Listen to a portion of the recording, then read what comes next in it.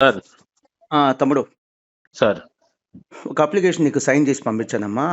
నా పిఏ కూడా వస్తాడు, కొద్దిగా అటెండ్ అవ్వు. మన old student reference. Okay sir. So 10th అయిపోయింది. సార్ అదేంటంటే ఇంటర్ బైపీసీ తీసుకోవాలా, సిఏ తీసుకోవాలా అంటే కాస్త క్లాస్గా ఉండే కోర్స్ కావాలి. సార్ నేను అడిగా, అమ్మ ఎంపీసీ క్లాస్ కాదమ్మా అంటే, లేదు లేదు సార్, నా ఉద్దేశంలో మాస్ అని అంటుంది. ఆ అమ్మాయి చాలా తెలియగల అమ్మాయి. సార్ తీసుకుంటే సిఏ తీసుకుంటాను సార్, లేదా మెడిసిన్ చేస్తాను సార్ మెడిసిన్. అని. Okay sir. సో నేను కొన్ని డీటెయిల్సే చెప్పాను. ఇంకా బయట చాలా మంది వెయిటింగ్ ఉన్నారు, మీరు కూడా మాట్లాడండి. ఓకే ఎక్కడ సార్. బలవంతం చేయొద్దు, ఆ చాయిస్ అమ్మాయికే ఇచ్చేద్దాం పాపం. సార్ తన ఇంట్రెస్ట్ని మనం చంపొద్దు, మన అడ్మిషన్ కోసం తన ఇంట్రెస్ట్ని మనం చంపొద్దు. Okay sir. అడ్వాంటేజెస్ చెప్పండి, డిసడ్వాంటేజ్ కూడా చెప్పండి. సిఏ బైపీసీ రెండు కంపేర్ చేసి చెప్పండి. సార్ బైపీసీ అంటే నా ఉద్దేశం మెడిసిన్. అవును సార్. సో అమ్మాయికి ఏం చెప్పానంటే, సిఏ జాయిన్ అవ్వమని నేను చెప్పట్లేదమ్మా, జాయిన్ అవ్వదలుచుకుంటే సార్ మనకి సిఏ సిఎంఏ రెండు ప్రెస్టీజియస్ కోర్సెస్ ఉంటాయి మా కామర్స్లో. నువ్వు సిఏ జాయిన్ అవ్వచ్చు, లేదా సిఎంఏ జాయిన్ అవ్వచ్చు. నీకు కెపాసిటీ ఉంటే రెండు చేయొచ్చు. అవును సార్. ఇప్పుడు మనకి ఎంపీసీ పిల్లలు కొంతమంది ఎంసెట్ ఐఐటి రెండు రాస్తుంటారు కదా, అవును సార్. అలా రెండు చేయొచ్చమ్మా, నో ఇష్యూ. సార్ సో నువ్వు సిఏ జాయిన్ అవ్వమని చెప్పట్లా, సిఏ జాయిన్ అవ్వాలి అనుకుంటే మాత్రం బెస్ట్ రూట్ అమ్మా ఎంఈసి నుంచి సిఏకి రావటం. అవును సార్. అదే సిఎంఏ అనుకో, ఎంఈసి నుంచి సిఎంఏకి రావచ్చు, లేదా సిఈసి నుంచైనా సిఎంఏకి రావచ్చు. ఇవి బెస్ట్ రూట్స్ అమ్మా. సార్ సో తన యాక్చువల్గా ఒక డెసిషన్ తీసేసుకుంది. వాళ్ళ నాన్నగారిని ఈ మార్కెటింగ్ వాళ్ళు ఎవరో వేరే కాలేజ్ మార్కెటింగ్ వాళ్ళు డిస్టర్బ్ చేశారు. సార్ ఎంపీసీ బైపీసీ తీసుకుని కూడా సిఏ చేయట్లేదు సార్ అని. సార్ అమ్మాయి లేదు, మాస్టర్ మైజ్కి వెళ్దాం, అసలు విషయాలు తెలుసుకుందాం, ఆ తర్వాతే మన అడ్మిషన్ తీసుకుందాం. అమ్మాయి పట్టుదలకు వచ్చింది. సార్ ఇలాంటి ఒక ఇంపార్టెంట్ డెసిషన్ మనం అన్ని వివరాలు తెలుసుకోకుండా లైఫ్కి సంబంధించిన డెసిషన్ ఎలా తీసుకుంటాం అని అమ్మాయి పట్టుదలగా అలా పేరెంట్స్ని తీసుకొని వచ్చింది. సార్ చాలా స్టబన్గా ఉంది అమ్మాయి. సార్ నేను వాళ్ళ నాన్నకు ఒకటే చెప్పాను, సార్ మాస్టర్ మైన్స్ కోసం మీ అమ్మాయి ఇంట్రెస్ట్ని మార్చొద్దు, ఓకే మీకోసం మీ అమ్మాయి ఇంట్రెస్ట్ని మార్చొద్దు. సార్ మా స్టాఫ్ కూడా చెప్తా, ఏదో పనికిరాని మాటలు చెప్పి అమ్మాయి ఇంట్రెస్ట్ని మార్చొద్దు. సార్ తనకి జస్ట్ ఇన్ఫర్మేషన్ ఇద్దాం, అడ్వాంటేజెస్ ఏంటి, డిసడ్వాంటేజెస్ ఏంటి మెడిసిన్లో, ఓకే సార్. సిఏలో. తనేం డెసిషన్ తీసుకుంటుంది, చిన్నపిల్లలు ఏం కాదు కదా. అవును సార్. సో తనకు మేజర్ అడ్వాంటేజెస్ చెప్పా, మిగతా అడ్వాంటేజెస్ మీరు చెప్పండి. ఓకే మన సార్. స్టాఫ్కి కూడా ఉపయోగపడుతుందని నేను రికార్డ్ చేసి షేర్ చేస్తున్నాను. సార్ మేజర్ అడ్వాంటేజ్ అంటే, సపోజ్ ఇప్పుడు మే 2024లో ఉన్నామమ్మా, అవును సార్. నువ్వు ఇప్పుడు ఎంఈసీ జాయిన్ అయితే సార్ 2026 మార్చ్ కల్లా ఎంఈసీ అయిపోయింది. అవును సార్. 2026 మే లేదా జూన్ కల్లా సిఏ ఫౌండేషన్ రాయించేస్తాం. అంతే సార్. వెంటనే అక్కడి నుంచి 1 yearలో సిఏ ఎంటర్ అంటే 2027 మే కల్లా సిఏ ఎంటర్కి వెళ్ళిపోవచ్చు. అది సిఏ ఎంటర్ వెళ్ళిపోవటం కాదు, సిఏ ఎంటర్ ఎగ్జామ్ రాసేయచ్చు. ఇదమ్మా పాత్ ఇలా ఉంటుంది. అవును సార్. నీకు నెక్స్ట్ జరగబోయే కోర్స్ ఆఫ్ యాక్షన్ ఇలా ఉంటుంది. అవును sir. Once CA enter pass అయితే సిఏ ఫైనల్ ఎన్నాళ్ళు, గతంలో అయితే 3 ఏళ్ళు, ఇప్పుడు 2 years అవును సార్. అని చెప్పా. అదే నువ్వు బైపీసీ నుంచి సిఏకి వస్తేనమ్మా, మేజర్ ఒక డిసడ్వాంటేజ్ ఉంది. సార్ మేజర్ ఒక డిసడ్వాంటేజ్ ఉంది. నువ్వు బైపీసీ చేసి వస్తావు, ఎకనామిక్స్, కామర్స్, అకౌంట్స్ ఏమీ తెలియదుగా. తెలియదు సార్. సో ఇమీడియట్లీ మే జూన్లో ఎగ్జామ్ రాయించలేం. ఎప్పుడు రాయించగలం ఎగ్జామ్, నవంబర్లో రాయించగలం సిఏ ఫౌండేషన్. లేటెస్ట్గా సిఏ ఇన్స్టిట్యూట్ వాళ్ళు తీసుకున్న డెసిషన్ ప్రకారం ఇక నవంబర్లో ఉండదుగా సిఏ ఫౌండేషన్ ఎగ్జామ్. ఎప్పుడు ఉంటుంది, జనవరిలో ఉంటుంది.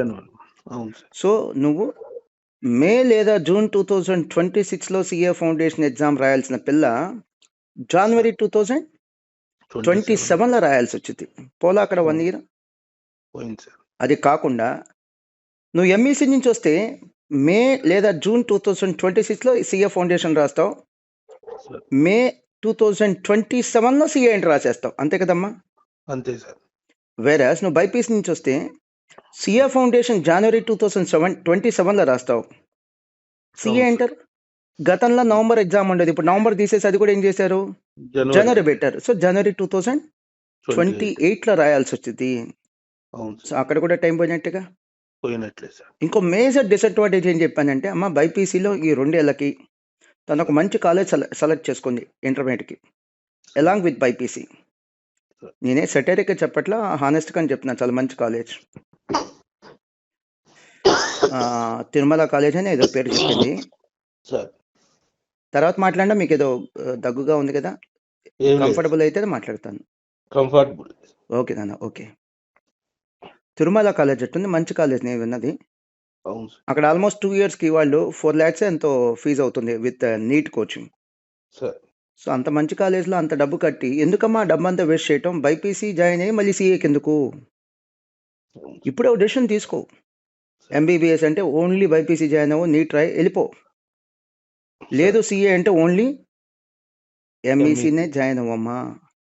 సో, ఈ 2 ఇయర్స్ నువ్వు బైపీసీకి వెళ్ళావనుకో ఏమవుతుంది? ఆ 2 ఇయర్స్‌కి డబ్బు 4 లాక్స్ అన్నా అవుద్దిగా, అది వేస్ట్. అయింది సార్. ఈ 2 ఇయర్స్ టైం అంతా వేస్ట్. Waste sir. అది కాకుండా ఎంఈసీ నుంచి వస్తే సీఏ ఫౌండేషన్ ఎగ్జామ్ ఎప్పుడు రాయొచ్చు? మే 2026. అవును సార్. బైపీసీ నుంచి వస్తే జనవరి 2027. 27 సార్. ఎంఈసీ నుంచి వస్తే సీఏ ఇంటర్ అంటే సీఏలో సెకండ్ స్టేజ్ సార్. ఎప్పుడు రాయొచ్చు? మే 2027. 2027. అదే నువ్వు బైపీసీ నుంచి వస్తే సీఏ ఇంటర్ ఎప్పుడు రాయొచ్చు? జనవరి 2028. మొత్తం మారిపోతుందమ్మా, చాలా టైం వేస్ట్ అవుతుంది సార్. అని చెప్పడం జరిగింది. మీకు కూడా చెప్తున్నా, ఎక్కడ అమ్మాయి ఇంట్రెస్ట్ని చంపేయద్దు, ఇదే ఓకే. జాయిన్ అవ్వని రాంగ్ ట్రాక్లో తీసుకెళ్ళొద్దు. అన్ని వివరాలు చెప్పండి, తనకి ఏది కావాలంటే అదే జాయిన్ అయ్యిద్ది. చెప్తాం అండ్ సార్. అమ్మాయికి చెప్పని విషయాలు ఒక 3 క్విక్గా చెప్తా, ఓపిక చేసుకుని అమ్మాయికి చెప్పండి, ఓకేనా? Okay sir. ఒకటి, ఇప్పుడు బైపీసీలో మనం ఏంటి మెడిసిన్ చేయాలంటే బైపీసీ తర్వాత ఎన్ని సంవత్సరాలు తను ప్రిపేర్ అవ్వాలి? అట్లీస్ట్ మెడిసిన్ ఎంబీబీఎస్ 5 ఇయర్సా, అవును సార్. పీజీ ఒక 2 ఇయర్సా, అవును సూపర్ సార్. స్పెషాలిటీ 1 ఇయరా? అవును సార్. అదే తను ఎంఈసీ జాయిన్ అయిందనుకో, సార్. ఇంటర్ ఎంఈసీ కంప్లీట్ చేసిన తర్వాత సీఏ ఒక 4 ఇయర్స్. అంతే లేదు సార్ నేను సీఎంఏకి వెళ్తానంటే 3 3 ఇయర్స్. ఇయర్స్. సో ఎర్లీగా సెటిల్ అయిపోవచ్చు. అవును సార్. అండ్ అలానే సీఏ లేదా సీఎంఏ ఫైనల్ చదివేప్పుడు స్టూడెంట్స్ ఆర్టికల్ షిప్ చేయాలి కదా. అవును సార్. స్టైఫండ్ ఒక 5,000 నుంచి 15,000 రూపీస్ దాకా సుమారుగా వచ్చిందిగా. వచ్చింది సో సార్. అదొక ఫైనాన్షియల్ సపోర్ట్, పేరెంట్స్ మీద డిపెండ్ అవ్వకుండా అవును సార్. అదొక అడ్వాంటేజ్ ఉందమ్మా అని చెప్పాను. సార్. ఇంకొక అడ్వాంటేజ్ ఏంటి? బైపీసీ చేయాలి అంటే, మెడిసిన్ చేయాలంటే నీట్లో ర్యాంక్ రావాలి, అవునా? అవును సార్. సీఏ కోర్సులో కానీ సీఎంఏ కోర్సులో కానీ అసలు ర్యాంక్ అవసరం ఉందా?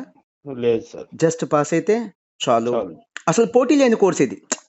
అవును సార్. బైపీసీ అంటేనే పోటీ, మనకు మంచి మార్కులు వస్తే సరిపోదు, పక్క స్టూడెంట్ కంటే మనకు మంచి మార్కులు రావాలి. అవును సార్. వెరాస్ ఇప్పుడు నేను చెప్పిన సీఏ లేదా సీఎంఏ కోర్సులో అవసరం లేదు సార్. పక్క స్టూడెంట్తో పోటీ లేదు, పాస్ అయితే చాలు, కట్ ఆఫ్ మార్క్స్ వస్తే చాలు. చాలు. ఇక్కడ కట్ ఆఫ్ మార్క్స్ 50%, అది వస్తే చాలు. 200 మార్క్స్కి ఎగ్జామ్ అంటే 100 వస్తే చాలు, 400 మార్క్స్కి ఎగ్జామ్ అంటే 200 మార్క్స్ వస్తే చాలు. 200 వస్తుంది. అది మేజర్ అడ్వాంటేజ్ అమ్మా అని చెప్పాను నేను. సార్. అండ్ డెఫినెట్లీ ఇది బీటెక్ డిగ్రీ కోర్సెస్ కంటే ఇది కష్టంగా ఉంటుందా, ఈజీగా ఉంటుందా? కష్టంగానే ఉంటుంది. అవును సార్. మెడిసిన్ ఐఐటీ లాంటి కోర్సెస్తో పోలిస్తే డెఫినెట్లీ ఈజీగా ఉంటుంది. ఈజీగానే ఉంటుంది అని కూడా చెప్పాను.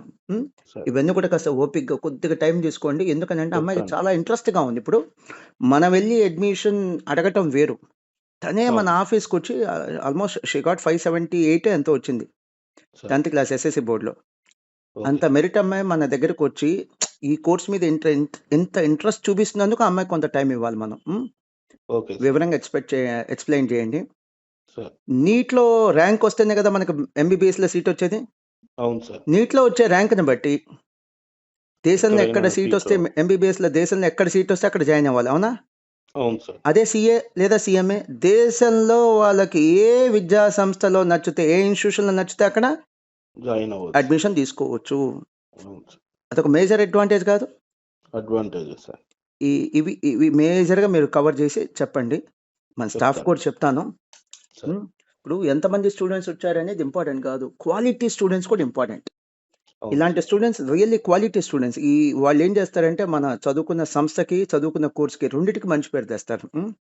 Yes sir. అందుకని ఆ అమ్మాయితో అంతసేపు నేను మాట్లాడాను, మీ దగ్గర కూడా పంపిస్తున్నాను. చెప్తాను సార్. బాయ్ నాన్న, ఆల్ ద బెస్ట్.